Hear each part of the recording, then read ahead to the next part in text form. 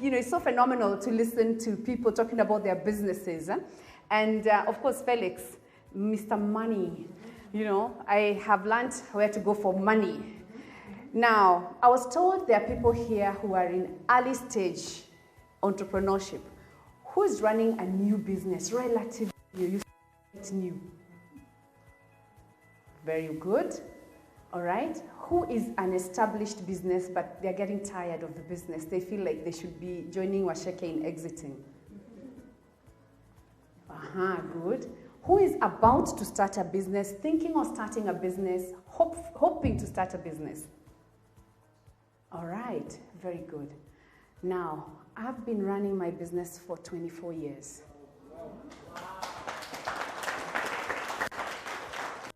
It's a long, long time. And like Washeke, I'm also those people who have exited. I still retain the title because my ego won't let go of the title, but I do absolutely nothing. Nothing. I mean, I meet people, I'm like, Sheke, they tell me, oh, your guys have done this. And I'm like, oh, they're fantastic, aren't they? And I have no clue what they did. I don't write checks. I don't do cash transactions. I do nothing. All I do is I sit on the board. And I open doors if they need doors opened. But the team does everything. But please, don't rush. It has taken me 24, let's say 23 years. This is the 24th, okay? So don't rush. It could take you less, and it should take you less, but don't rush. It takes a lot of work to get there. You have to have your systems, your processes, and most importantly, your people. Because without the right people, then you'll just have abdicated and the business will die. So I was given a lot of notes. I was told how to align employees and partners and consultants to your vision. I don't know who among you asked such a question, because when I was starting my business, I didn't even know such big words. When I was starting my business, the first thing I didn't know is in terms of vision, those big words, I didn't know. For me, all I wanted was to pay my bills. And when I tell people that, they almost imagine that, how can you grow a business when all you wanted was to pay bills? I just wanted to pay bills, you know. I was broke. I had been employed, I had left my job, I had started a business, and I started the business and all I wanted was to pay bills. And the next thing you know, the business takes over your life. I don't know how many of you started your businesses as a side hustle. Anybody? Hands? Good. If you started as a side hustle, did you start as a side hustle with intention of it becoming your main hustle, or it remaining supplementary income? Those who wanted supplementary income, you can see how few they are, eh? Thank you very much. Now, for me, when I started, it was also supplementary income.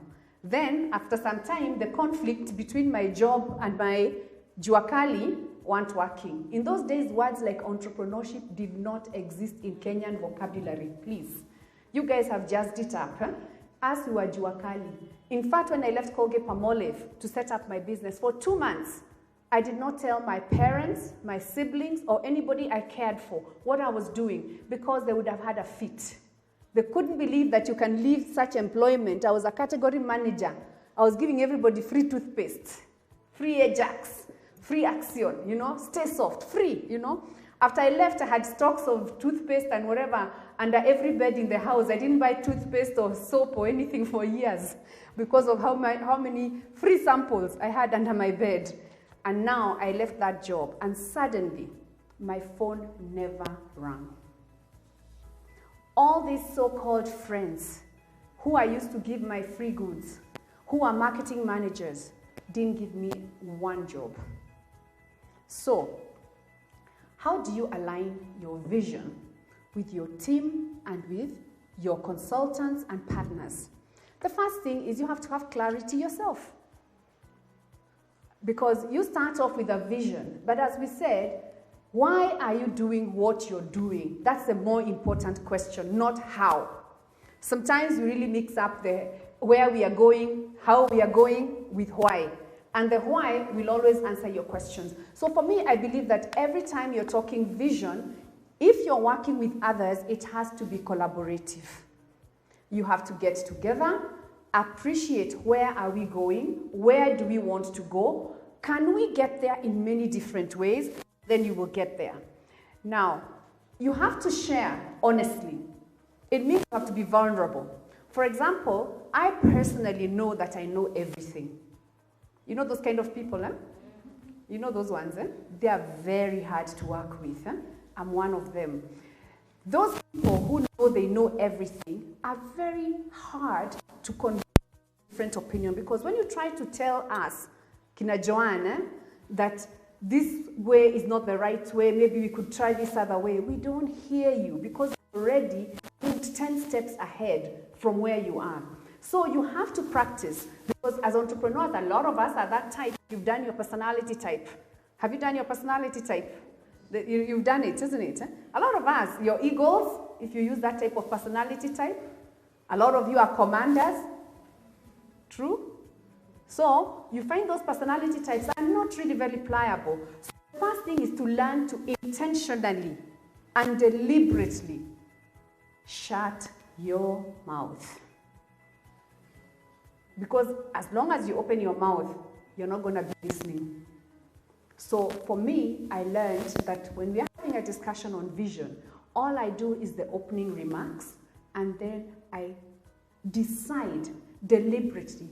All I'm going to do is to give affirmative nods and requests for more information. I just say, oh, okay, fantastic.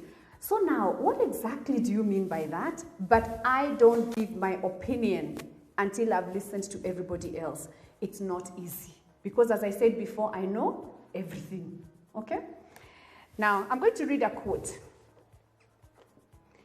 It is not the critic who counts, not the man who points out how the strong man stumbles, or where the doer of deeds could have done them better. The credit belongs to the man who's actually in the arena, whose face is marred by dust and sweat and blood, who strives valiantly, who errs, who comes short again and again, who at the best knows in the end the triumph of high achievement, who at the worst, if he fails, at least he fails while daring greatly. That is Theodore Roosevelt. The reason I use that quote is because when you're talking vision, you're talking dreams. You're talking something that's very personal to you, that's very close to you, that you truly believe in. And so you will go at it with your all. So when I'm saying that I know everything, it's because when I go at it, I go with my less than a month. But getting the right attitude, you can't train that.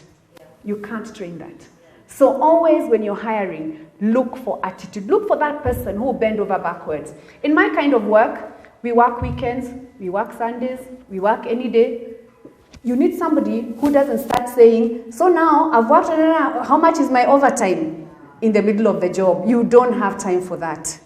You need somebody who knows that the job is so urgent that there's no time for lunch. Not somebody who's telling you it's lunchtime, it's 1 o'clock, I'm going for lunch. In the meantime, you're drowning in work. You get what I'm saying? So even in your own kind of employer, when you're employing somebody, you know what you want. You know what you're looking for. In my kind of business, because we're in communication, we're dealing with corporates, people have to go meet clients, we like people to look good. So, for example, at PMS, the rule is very simple. You are not allowed to not have a pair of high heels if you're a lady. If you're a guy, you can wear an open shirt, you can have a polo shirt, but if you're going to see a client, you're either wearing a jacket or you're wearing, what are those polo, the sweaters they wear with a v-neck. That is the most casual you can be from a PMS perspective. Yet in the creative field, you all know how creatives dress, isn't it? Eh?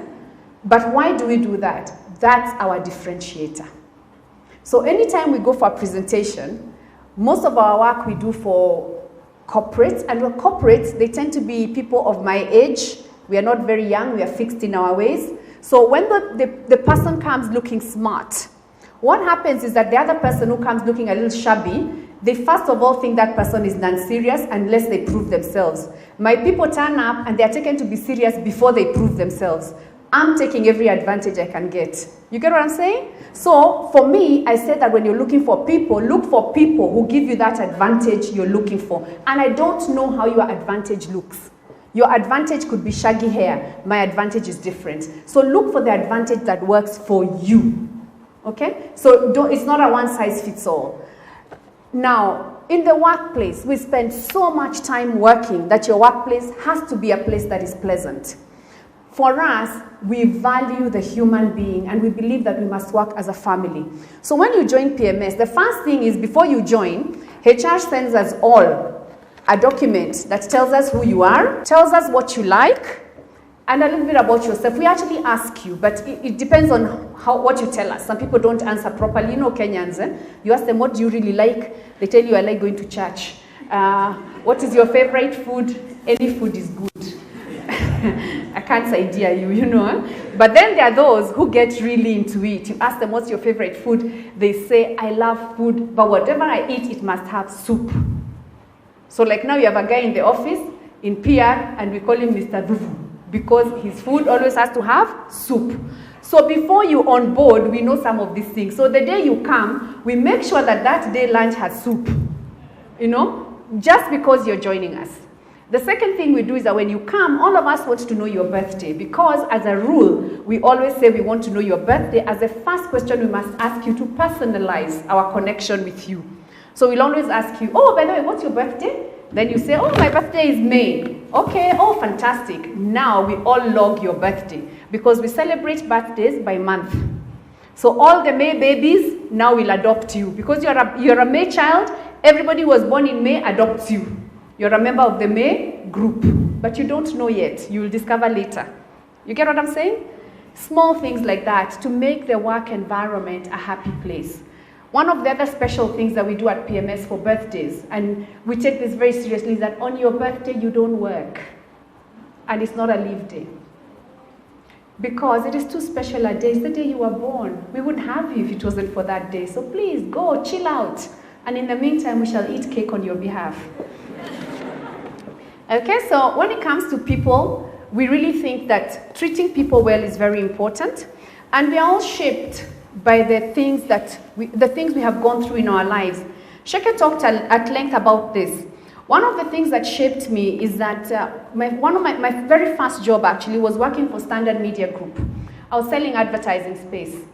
I don't know who has ever sold advertising space in this room. Anybody? Nobody. Who has sold insurance? Very good. Insurance, advertising space, brother and sister. Very tough. True? True? Please let me hear it. Yes. Very tough. Out of 10, you get how many rejections? Out of 10, you're lucky if you get 9 rejections, isn't it? Eh? That's a very fantastic day or week. Normally, it's 10 out of 10 rejection. Now, those days, we didn't have Uber, we didn't have mobile phones. And even if we had Uber anyway, we couldn't afford it. So we used to do mathrees. My area was industrial area. I was born and brought up in Nairobi, but I had never been to industrial area in my whole life. I knew South B, and that was the end of the universe. Because the money I have for bus fare that I've been given by my parents, and my salary at the end of the month was 1,500, couldn't cover. So I walk, and I would walk most of the time from the Standard offices in city center, townhouse, and then I walk all the way to I walk to Gill House. I take a mathri from Gill House, drop off on Enterprise Road or one of the other roads there, and now start going into the streets one by one. I know they're alphabetic, eh? You start going. So usually you take the mathri and you drop off at the worst, like Lunga Lunga, uko nyuma, so that you can walk backwards closer towards where you take your mathri, so that hopefully the mathri is cheaper and you can afford to eat some madondo or mandazi or something. I learned a very big lesson. And this is something I really hope that many of you can embrace. Anytime I visited an African-owned business, I was very unlikely to be offered even a glass of water, sorry. Every time I entered an Asian-owned business, I was given either a cup of tea or a soda. And when they would give me the tea, you know, the brewed tea, real Indian tea actually, not African, spiced. They give you sugar, and because, you know, I'm hungry, I don't have money, I would put 3 spoons of sugar and drink it, and that's my energy for the day. And because of that, I believe that anytime you walk through our doors, you must always be offered something to drink, to eat. So at PMS, we have food. You will not starve. Bachelors actually do not cook at home. They come, they have breakfast, they have lunch, they have 4 o'clock tea, and they go home. In the evening, they resort, but usually they tell us they wait for morning to come early, so that that can be their supper and breakfast. So those are the small things that you do for your teams. And you can say that I can't afford it. I'll tell you, it is the least expensive thing you can do. Food, you'll be shocked. Just do the budget. Because you're not doing expensive food. Just get the person who is making tea in your office to actually make something small. Ugali, sukuma wiki with a little nyama inside. How much does that cost you? You get what I'm saying? Eh? So don't look at it from the money side. The money is so little compared to the value you get from your team and also the extra time. Looking at it from a money angle, okay? Because people now don't have to keep running around. We are in the showground right now. We are based at showground. People would have to go all the way to Junction. They would never make it back. Now, they get out, they have networking, they take a walk, they come back, okay? On this one, I'll say that I define a leader as anyone who takes responsibility for finding the potential in people and processes and who has the courage to develop that potential. So the question is whether you see the potential in people, because it's very easy to see what is wrong. Can you see the potential and focus on the potential and then work on minimizing what is not good or what is not right as you're working on the potential? Tuko sawa? Yes. Okay. Now, how do you manage your consultants, your partners, the people you have onboarded to deliver services to you? And once again, I'll say clarity. I believe the first thing is clarity. Why have you hired this person? Who has employees here? Who has more than 10 employees? Anybody with more than 10 employees? Yeah, there's a lady at the back. Huh? Please, I'll put you on the spot. Huh? Do all your people have contracts? And job descriptions? Okay, how often does the team report in terms of what they've been doing? Quarterly. So that's a major report to up to CEO level. On a day-to-day basis, are there reports happening at every level? Departmental. Fantastic, thank you.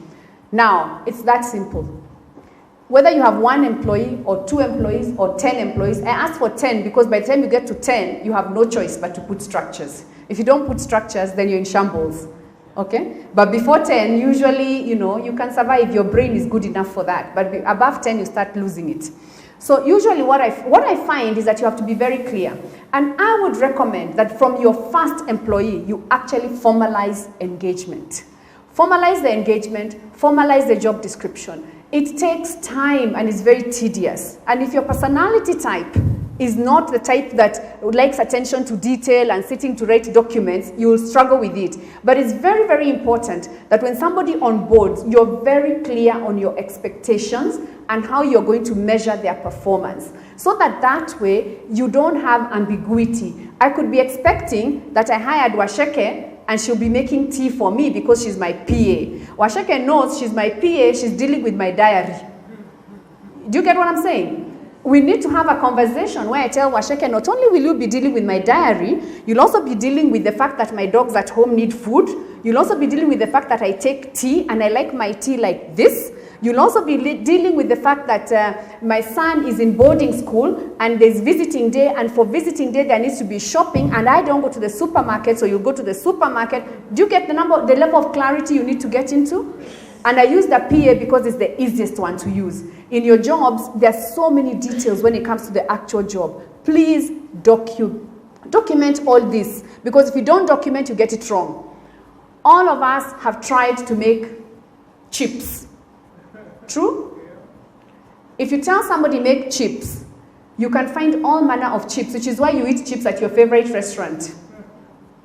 So if you want to get chips exactly the way you want, you have to say the size of the potato, the type of the potato, the oil to be used frying, etc. It's the same thing with your consultants, with everybody. If you don't have that, then you will have problems and you'll be blaming everybody, but the problem is actually you. You also must have a very clear feedback loop. When do you get reports? What emails are you copied in? One of the lessons I learned in terms of keeping abreast of what's going on in the organization, especially as it grows. At PMS, I would say right now we are at about 500 people in the field and about 50 people in the office. Just tell me how you can keep abreast with that. You can't.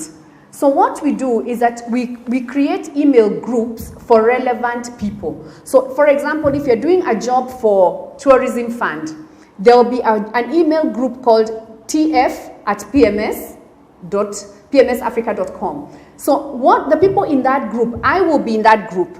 I am not expected to ever do anything, say anything in that group. All I am is on copy.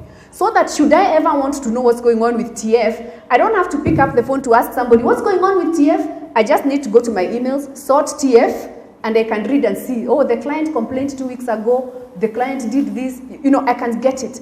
Just clarity and openness. And in the event there's a problem, we are all in the loop. When the client writes something, we all know what's going on. You get what I'm saying? But majority of the people in that group called TF, and the client only knows tf@pmsafrica.com, doesn't know who is in it, never say a word. The only time they speak is when they speak directly to the person who they want to guide. This is going wrong, deal with it this way. You get what I'm saying? So you have to put systems and structures that give you clarity and visibility of what's going on without you being actively engaged in everything. You can't micromanage everything. All right? Fantastic. How to build the team, okay? So you sat and you thought, if I go for this training, this is an area I'm not very good at. I'm good at many things, but this is not one of them. So you came. Now, it's the same thing with your team. Your team, they know some of their weak areas, but they don't know the other half of their weak areas. You all know the Johari window, isn't it? And those who don't know, you can Google it. And it was quoted severally here about those of us who, what was the terminology used? I even wrote it. We don't know. What was, can you remind me? The incompetence one. Huh?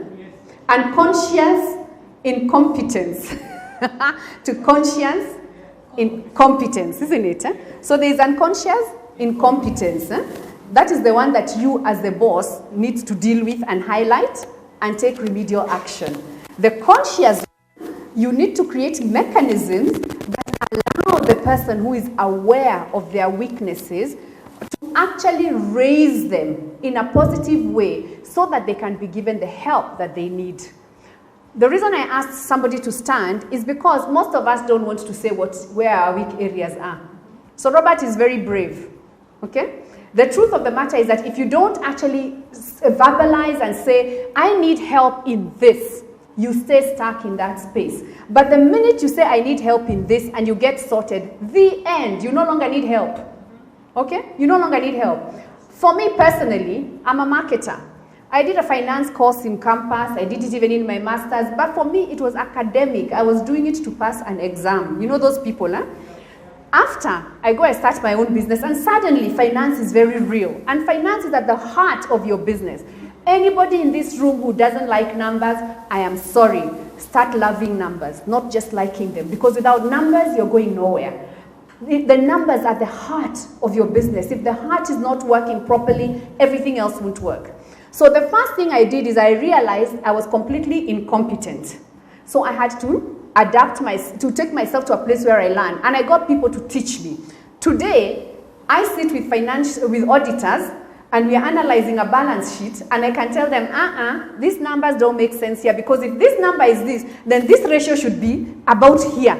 You get what I'm saying? Why? Because I took the trouble to say I actually don't know, so I was taught, so now I know. It's the same thing with us entrepreneurs. So please, sit back, identify your areas, and then get your team to also tell you the areas they think you need help in. This vulnerability is not easy.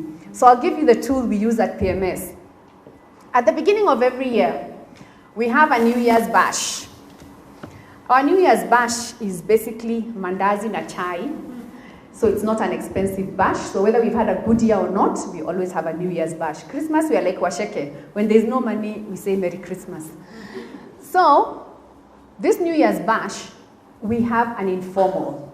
And we sit down, the whole team, like the way we are sitting here, and randomly, of course we know everybody's name, randomly, you pick a name from the basket. So for example, you could pick the name Jane. Hi Jane. Do you have a Jane? Okay, oh Jane, here's Jane. So Jane, please stand up. So once I pick Jane's name, I will write 2 things that are very good that Jane has done in the last year that she needs to continue doing. Okay? And I will sandwich.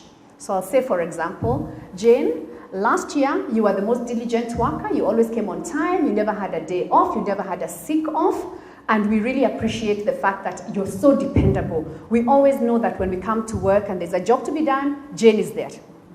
On your areas of improvement, I noted, Jane, that you really haven't been going to the gym, and it's beginning to show. Thankfully, that's not right for you, but and it's beginning to show. And if you don't find time for the gym, it's going to affect now your productivity. So please make time for the gym. I also realized that you've been going to school, you've been working on your HR management, and so your team management now, your team is the most motivated, end of story. So, Jane, now it's your turn to pick the person, and you now tell that person. Now, you may sit. Now, do you see how public that is? Do you see how public that is? Do you know what I was told? So that you can know that people are real. 1 year, I was told, the person who wrote by there was a driver. He wrote, "Madam, your car is an embarrassment to our company." I'm those people who don't care for cars. I drive a car as long as it moves. So I had driven this car for 15 years. He wrote, "Your car is an embarrassment to the company. We have enough money to buy your car." I had not thought of buying a car. That was 1 year. Another year, I was told by a very young man, he said, "You're a very beautiful woman, but I don't like the fact that you're growing very fat. You haven't been taking care of yourself." It was a very young man. I'll never forget. He was called Andrew Rigi. I will never forget. I had never had such a comment in my whole life because I think the men in my life are so kind. So he told me, "You need to take better care of yourself, and he wrote a paragraph, and he read it. I'm just talking about what the sandwich nyama is. I'm not talking about the bread. That was the year. One of the other years, I'm just talking of the ones that really stand out. One of the other years, I was told, "You need to be less rigid. You do not embrace change." That was one that hit me. You know how you don't know how to deal, because I'm like, as far as I know, I'm the most flexible person. I am not rigid. I embrace change. And so now I had to dig deep. And so I went home and I started asking at home, "Oh, by the way, guys, do you really think I'm rigid? I'm just doing an analysis of myself." And I said, "Oh, of course, you are so rigid." I asked my siblings. Everyone I asked told me I am rigid. I had never known. Do you see the power of that exercise? And it works for everybody in the organization because it's everybody who is engaged. Which means, in the first place, you must create a culture where there are no silos and it's not a pyramid. Then you won't have honesty and people will not have the courage to speak out. So you must allow people the freedom to actually be free in your organization. And believe you me, like what Sheke said, if you don't let your people in on the potential, then you're on your own. But the minute they see the potential, they own it. And once they own it, you're running in tandem. It's a tag team. and nobody is going to drop the ball, okay? Because the minute your ball is about to drop, there's someone catching it because they're in that team together, okay? Those of you who watched the Liverpool match, how many of you watched? I did, okay? It's only you, such few guys, eh? So, when they scored the first goal, do you remember the elation in the field, at Anfield? The second goal, the third goal. What was the Barcelona team looking like by that time? They were crying, isn't it? Eh? They were crying. Tears. I've flown all the way from Spain to support my team, and here we are getting so whacked. And then the fourth. I mean, really, you know? Now, your team needs to be that engaged. They need to believe in your vision, in your business, in where you're going. You need to be so together that, you know, when you're crying, they're crying. When you're laughing, they're laughing. If you're not that way, then there's a problem. And you are 30% of that culture. You as the leader, alone, individual, you take up a third, 33%, 33.3% of that. That's what the researchers have learned. The second 33% is shaped by your top management. So the people you surround yourself with are the next half of culture. Once those two are aligned, the rest follow naturally. If you have a disconnect between the top management and the people you have hired as your next in command, you have a problem, because now you start getting cliques in the office, disharmony in the office, and if you don't deal with it quickly, your company goes down. No question about it. Okay? So the minute, if you ever see that, identify the source of the dissent. Talk to the person. If the person cannot change, change the person. End of story. Okay? So you have to be very decisive. Always remember, as a leader, you must hire slowly and fire quickly. Once again, we go back to personality type. If you're a dove, and I'm sure there are some in here, if you're those people who's always, oh yeah, you know what I mean? The workplace is not for emotion, it's for being very pragmatic. So in training and development of staff, get the people to tell you what their needs are, identify their needs, and then get the right solutions for it. And you will find that people are ready to pay for their own self-improvement and development if you structure it properly. You can pre-finance some of it. For example, you can say, I'm going to pay 50% of the training as long as you pass the exams. But the other 50% you pay for yourself. Or I'm going to pay, but I'm bonding you. You can't leave the company for the next 2 years or 3 years or whatever. You know, get into an agreement like that. But train your people. Now, Google, the person wants to learn about teams, and I'm sure you're not the only one. Google did a 5-year study, which is called Project Aristotle, which you can actually Google. And they found that psychological safety, team members feeling safe to take risks and to be vulnerable in front of each other, was far and away the most important of the 5 dynamics that set successful teams apart. So the feeling that they can take risks, they can be vulnerable in front of each other. Remember that exercise I told you? Okay? The feeling that they can do that and it's okay. It's okay for people to know that I need to go to the gym and I'm their boss. Eh? Do you get what I'm saying? Yeah. It's okay for them to tell me that. To allow that, it calls for a lot of vulnerability. And for you to allow that, it takes bravery. Okay?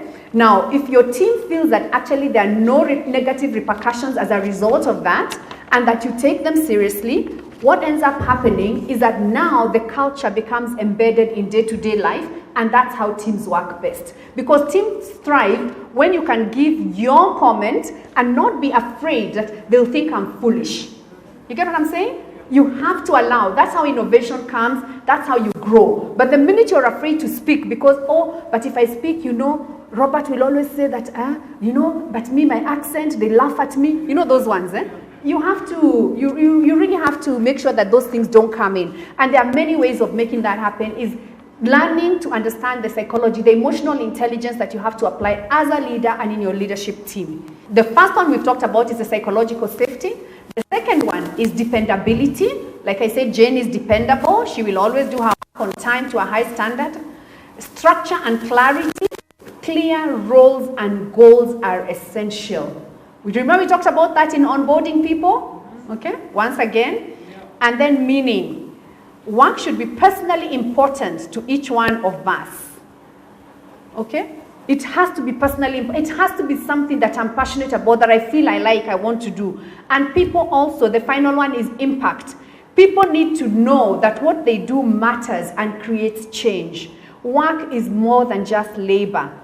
And people need to feel that whatever they're doing is good for the environment, for the world, and also for their organization, and therefore for them. Okay?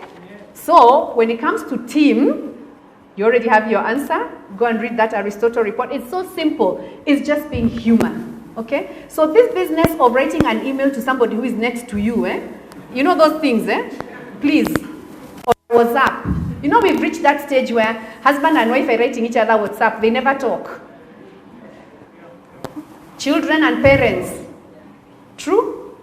You're discovering on Facebook that your sister is in hospital. Really? Really? We need to really go back to being human. Really, really go back. Now, when do you get a board?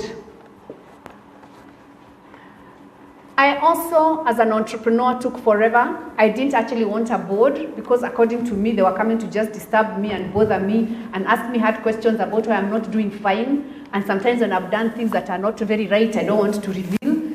You know those things, I'll tell you, I have since learned that it is actually to your personal disadvantage not to have a board at the earliest. You should have a board as early as possible, and you don't have to call it a board. Because if your company is you alone, you're not about to hire a board of 5 people coming to deal with you alone. But on the other hand, you do have maybe 1 or 2 friends who you can have as advisors to your business. Okay? So structure it to work for you. Be fluid. Remember, there are no hard and fast rules. It's your business. That's why you set up as an entrepreneur. Get people who can be your leadership, your leadership team, your accountability partners. Those are enough of a board, according to me. Okay? Now, once you get to grow to a certain level, you're doing big numbers, you now need financial help, you now need legal, you now need HR, you're finding that, oh, in fact, in your technical area, you need ICT, you need, I don't know, project management, you now start looking for skills that are at a higher level than you can hire and that you can have on short. Because once you get a person on the board, technically, they come for board meetings once a quarter. And when they come for that once a quarter, you're probably spending 4 hours maximum. In fact, 4 hours is too long. Okay? But remember, in between, there is nothing that prevents you and your management team from picking up the phone and asking a question. So you've got a free consultant at a level you can't afford. So for me, I would say hire people, put them on the board, okay? Tell them, you know what? You're my director of finance. That is the hottest finance person in Kenya, okay? Now, you tell them, I only need you for 1 hour every quarter. They'll commit to that. Now, in between, am I free to make a few phone calls to you? Because once you onboard them, they understand. Listen, this is a guru in finance. When you call and ask you a simple tax question, they answer like this. It would have taken you days and maybe a lot of stress. You get what I'm saying? So please get aboard as soon as possible. Now, I'm supposed to end here, but I refuse. Because for me, I believe that we spend so much time at work, it's not okay for us to be unhappy. So if you're not living, please get a life. And so I'm going to give you my suggestions. 1, gym, walk, golf, run, dance, whatever you do, but get your body moving. Okay? Please remember, this is the only vehicle you have to carry you until your death. If you don't take care of it, it can't carry you. So please invest in it. And the earlier you start, the better. Okay? Please take care of yourself. It's interesting how the speakers, we are all saying the same thing. Have at least 2 hours of human time. Human time means you don't have your phone, you don't have your laptop, there is no screen on, there is nothing. And you're not talking about work. Do you get what I'm saying? When was the last time you did that? 2 hours? It's not easy, So please, and don't talk about work.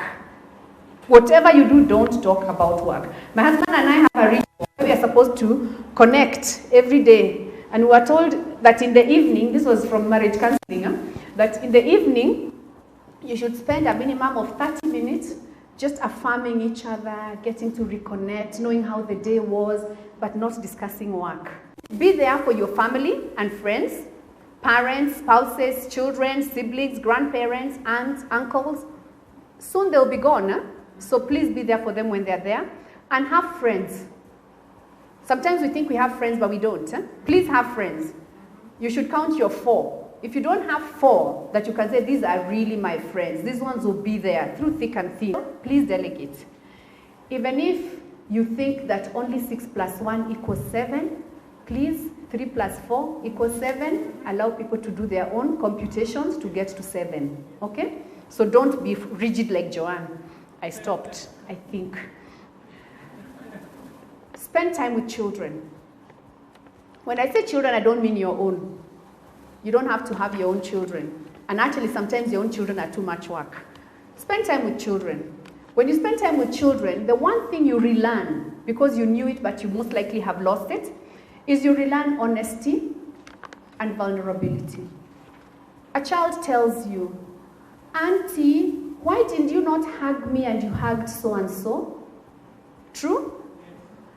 You feel it, but you don't say it. Your husband walks in or your colleague walks in and doesn't say hi. They just start with da-da-da-da-da-da, whatever is on their mind. And you don't tell them, hey, hold on. Can you first find out how I'm doing before we get into it? Do you get what I'm saying? Relearn those, because as you do it, you also teach other people to get back to that space. Have a mentor, a role model, accountability partner. Being a leader takes learning. Take the time to learn. Read widely, whether it's podcasts, online, whether it's hardcover books, whether it's Sheke's books. And I want to recommend a book today that's Dare to Lead. It's by a lady called Brené Brown. Brené, B-R-E-N-E, Brown. And also read for fun. That one is for business. That one is for you to grow. Then read for fun.